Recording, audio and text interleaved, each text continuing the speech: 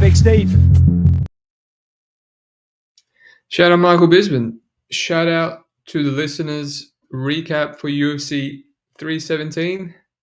Couple of days gone by now. Great card. Finally, a good UFC card where there's actually finishes, potentially fight of the year, and high-level fights actually delivering, not disappointing. So it was fun to actually bet, and it was fun to watch. I was at my friend's house. It was great.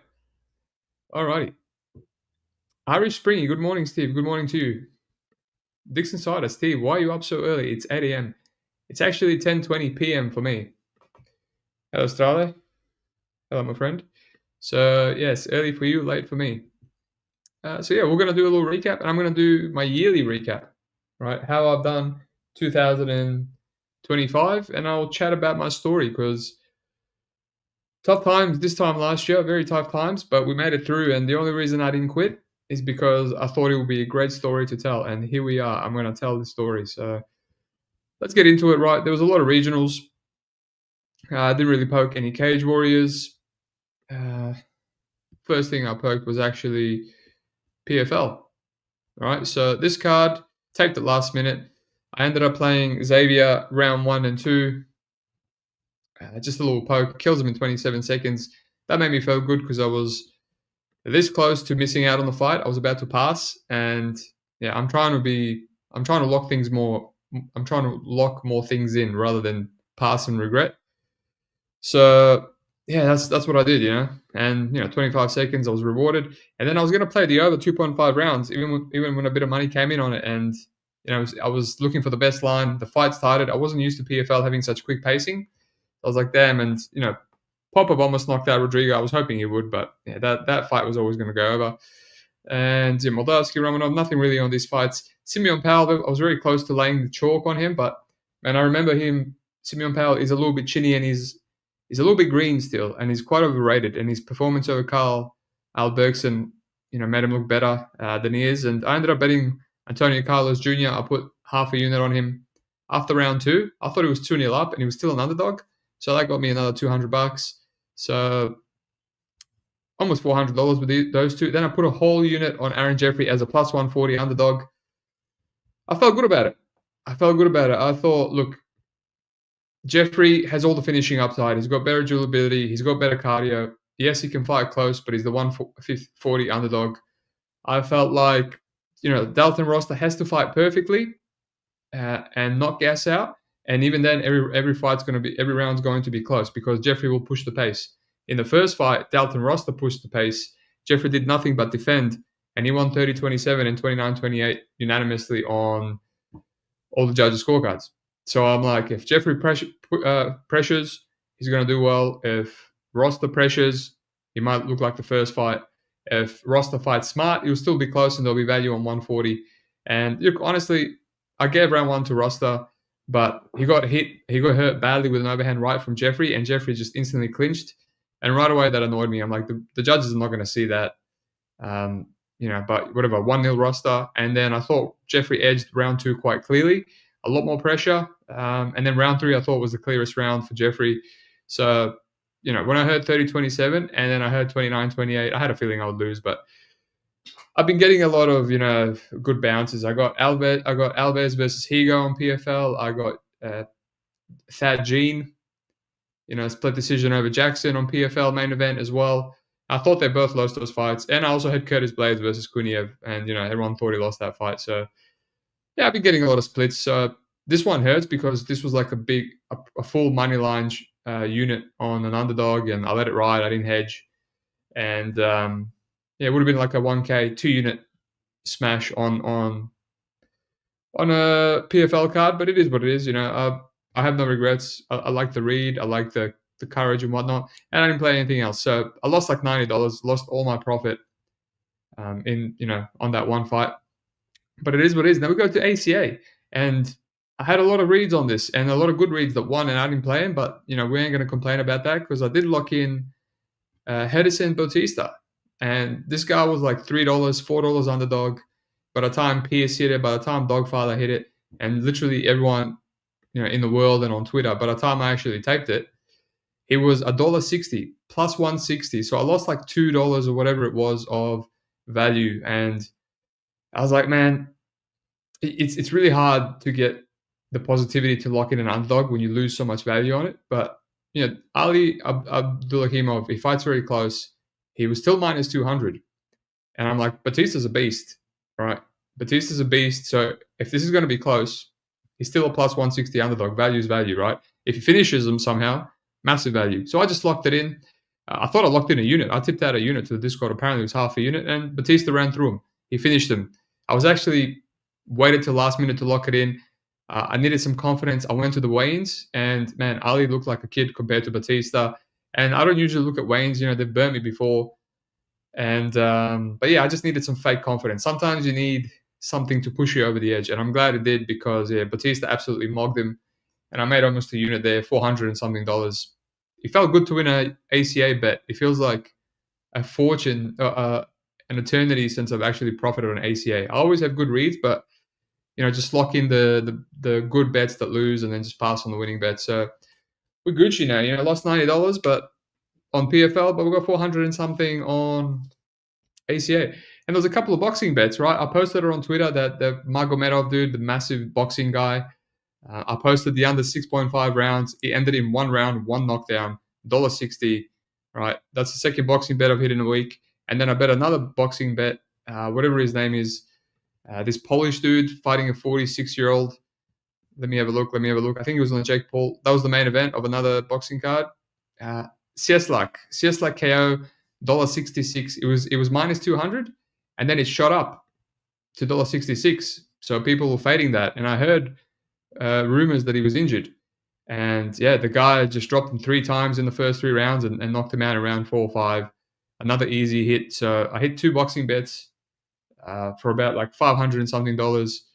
And so we're up Gucci now. 2 boxing bets. And honestly, I might just focus more on boxing because just seems so much easier to get reads. They're all locks. Totals are, will this guy knock him out or will this other guy knock him out? Who has better power? Who has better hands? And that's it. UFC, like the guy gets knocked down and then there's grappling and there's bad finishing instincts. There's bad ground and pound, bad accuracy. The refs let you down. Boxing just seems a lot more cut and dry, You can take into consideration, the 10 count, the ref, etc. And there's a lot more rounds. It's like 10 rounds, 12 rounds. So I don't know. We're gonna keep doing boxing. And there was one bet that my good friend Dogfather locked in, a massive underdog that I also liked, and that hit too. So if I locked that in for half a unit like I planned, would have been 4 for 4 on boxing. All amazing plays. So I don't know. I'm having some ideas. Maybe doing a boxing podcast in a few years. We'll see. I had a really good boxing ROI last year as well. I'll go through the comments and then we'll move on to the UFC, right? Dixon Cider. At least we have PFL this week. I mean, people are complaining, but mate, 2 PFL cards, Maynard, whatever, it's going to be rough slog. But PFL Europe, really high level card. There's some of the best European guys in the world. And, Lapidus is on there. That was just cut from the UFC. Phil Davis is such a bum for losing a decision here. Yeah, I didn't even watch that fight. I was doing a show with Lou Betcha. But, kind of regret that. I probably would have live bet him watching that fight. Romanov getting stretched, that was hilarious.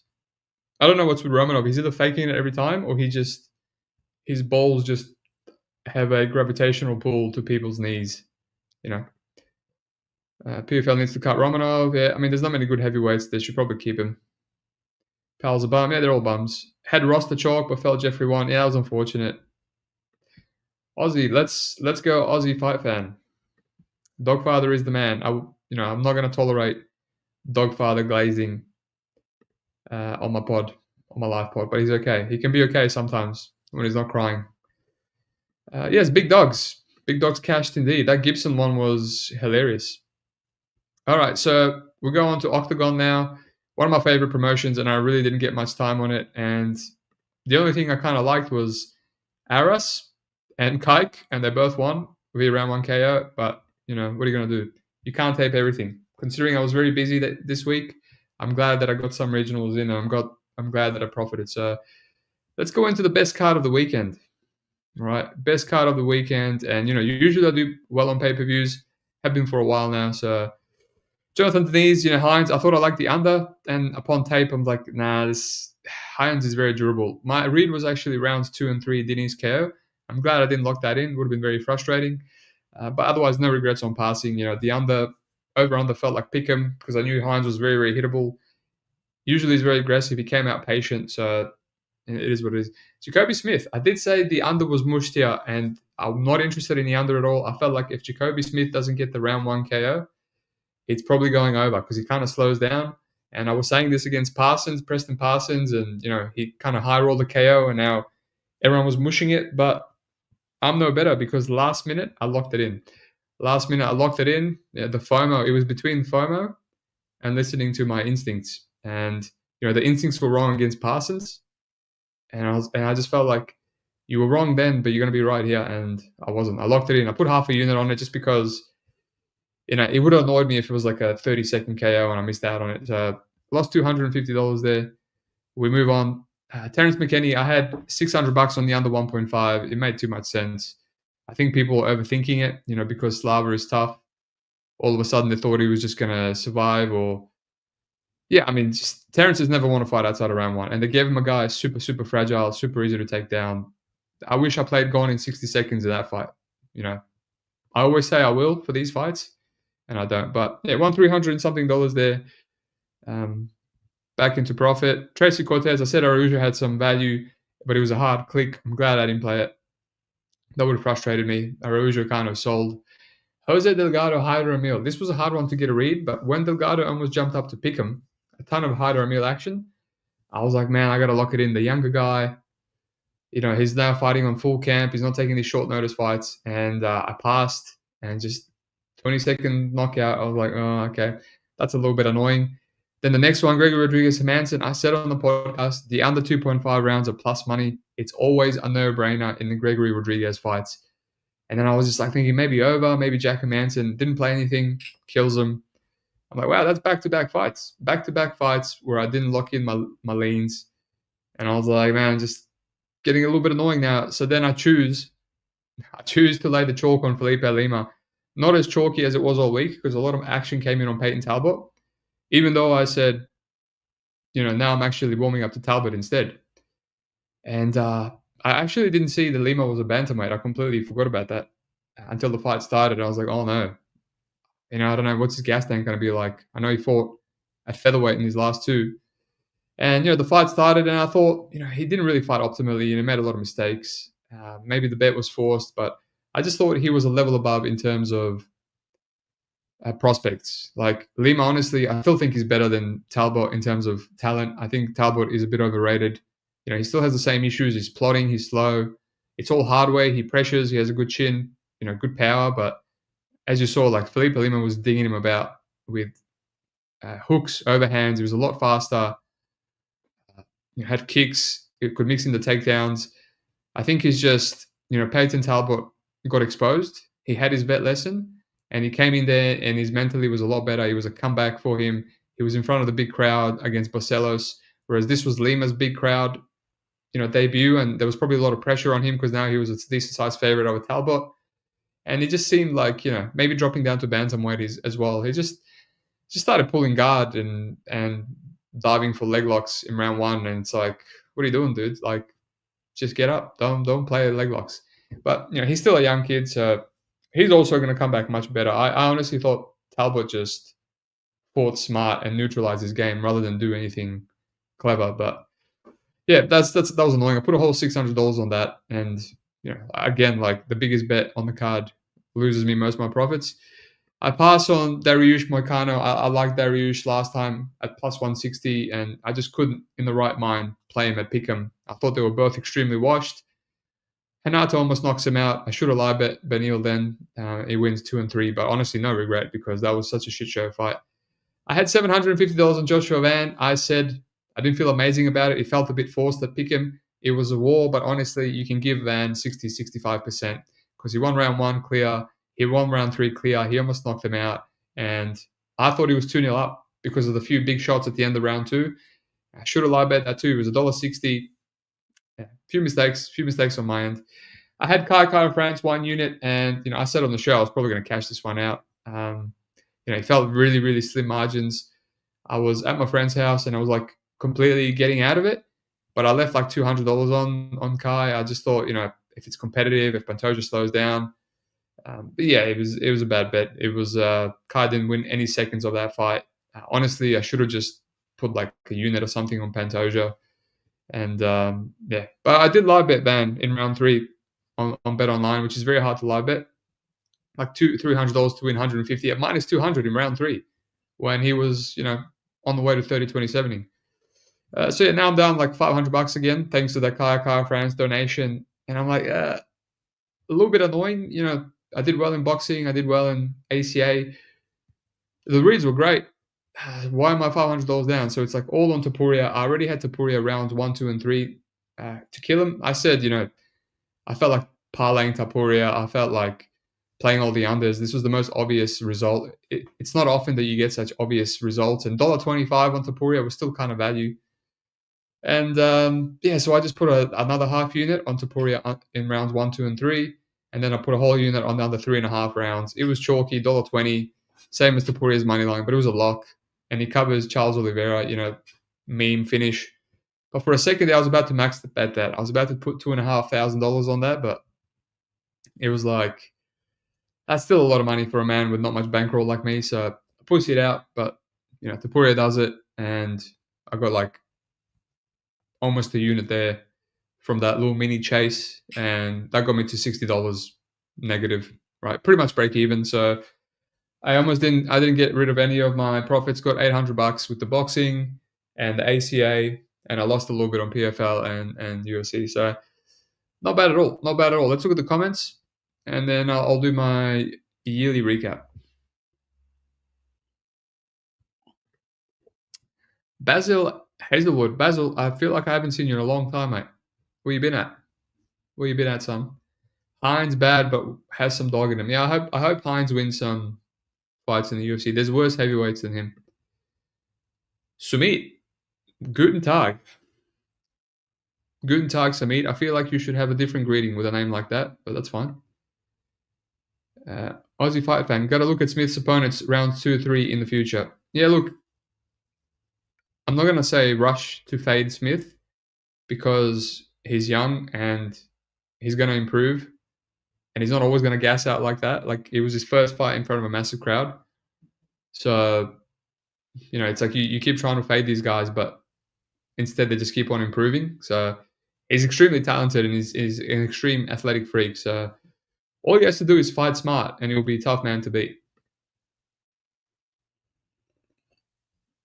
Irish Springy, please don't tell me you bought out of your van bet. I sure did. I don't think I mentioned that, but I did.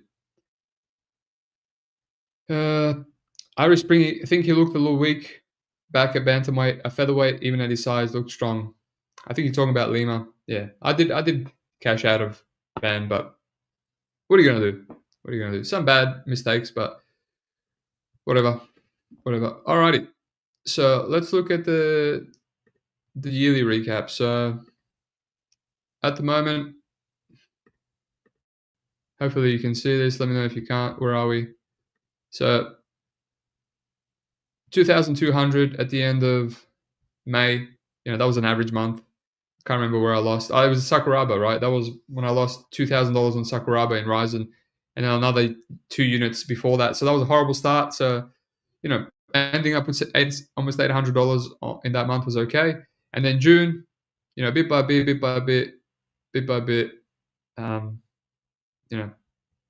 5.5 units, 2,800. That was my goal, to have 5 units so I can get over 5K for the year. I just did it. That's 10 units for me. Really, really pitiful. Look, I need much more than that, let's be honest, especially as someone that doesn't work a normal job. But if you remember, right, if you're a long-time listener, I lost my first ever January ever. I lost 3.7 units. Then I lost my first ever February back-to-back, right, $600. That was 2,500 units. And halfway through, I was down like 3,000 something. And then I won on the Robocop Cannoneer. And then, I won KSW. Then I won Peloton, Anik. And, started clawing my way back. So starting really, really bad and with $500 units. So you gotta make a lot more, right? So not bad at all. I'm slowly clawing it back. I'm hoping for at least 20K, which is another 15K, which is 10, I think 30 units by the end of the year. But I'm hoping to increase. I'm hoping to increase my units to make it a bit easier. So there's a lot of things going on, but there's a lot of issues. I haven't made 2 units really many times at all, like in one day. I used to average 2 units per UFC card. There's a few here, like usually I do better on pay-per-views. It used to be the other way around, but all the big bets that I play, they tend to lose. All my action bets win, but they're small pokes because I don't have the confidence. So it's just a bankroll issue. But if you go back this year, so I'll run you through my little story.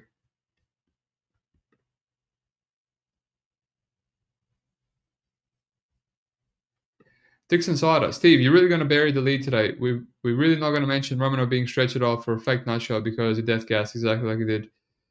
Man, I don't think he death gassed in the first 2 minutes. But it's all right. You will. I feel like you'll bang on about it, Dixon Cider. So I'll leave you to it. Yeah. So this time last year, so I used to be on 2K units, right? And I was up 25,000 at the start, up to August last year. Which whatever. It's something. It was trending to be a decent year. Halfway through, you do 20. Usually do better in the second half of the year. You do that again on 50K. I did 50K the year before that. First time full time gambling. That was good.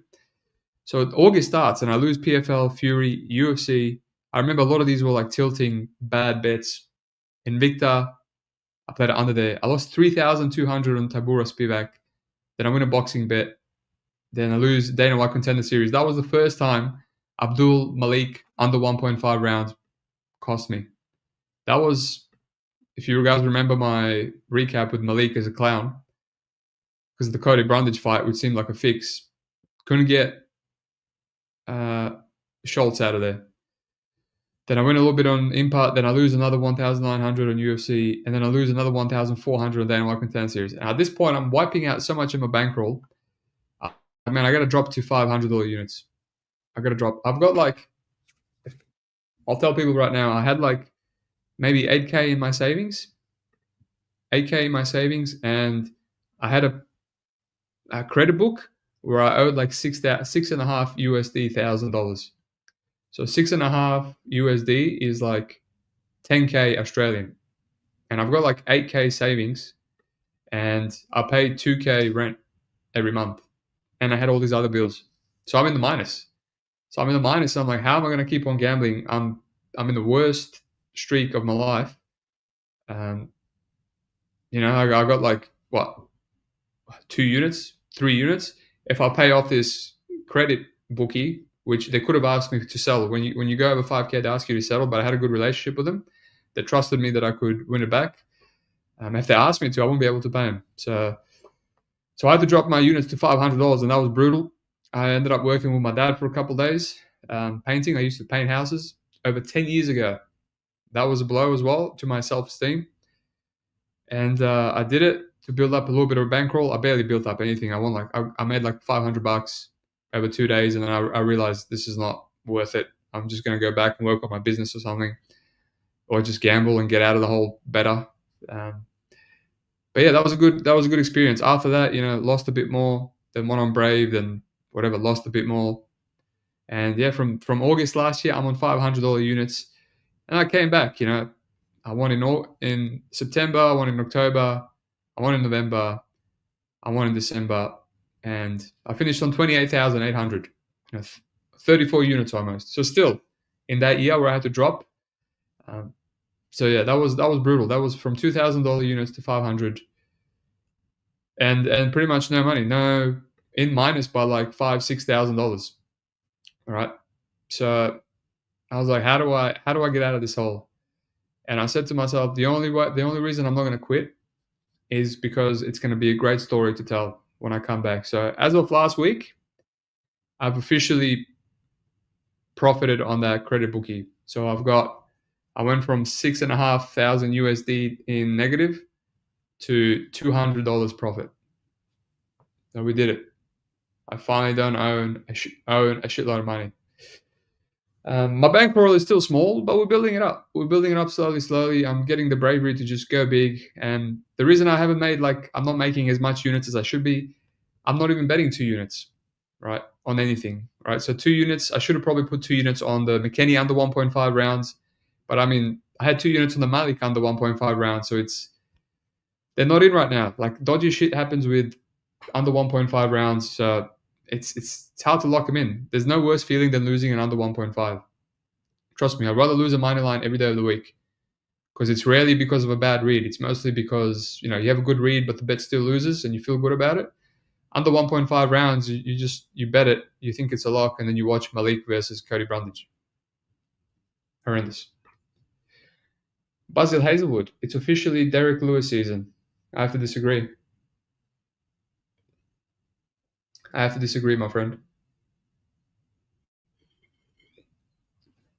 I'm actually close to playing at least 2 units on Teixeira. Someone talk me out of it. Alrighty. So here's my results. 2019 was my best ever year. I had like $100 units. So that basically doesn't count. That was like a learning year. 2020, almost 30K. 21, 23K. 22, 41K. 23, 54. And last year, 28.8, which was a great year for me considering with the unit drop and everything and all the stress. But yeah, this year, 5K. And hopefully I'll finish on 20 somehow. We'll see. But honestly, coming back from last year, wiping out my whole bankroll, even now with $500 units, I probably have like 10 units in my bankroll max. But just the way I gamble is it works for me. I'm very selective, and yeah, I come back and I literally don't feel stress. There's a bit of fear when you don't have a bankroll, but yeah, what I've been through, stress doesn't affect me. Teixeira is a punching bag. Well, that's true, he is, but I think punching bag's a little bit harsh. He's just a young guy that's hittable and has a bit of tall man defense. Hard to say it's a punching bag when one guy's hit him a couple of times. Tafa didn't touch him. Irish Springy, don't be talked out of that. Teixeira is cleaning him. How about this? I have a bet. I'll give you a bet for the UFC. I have 2 units already.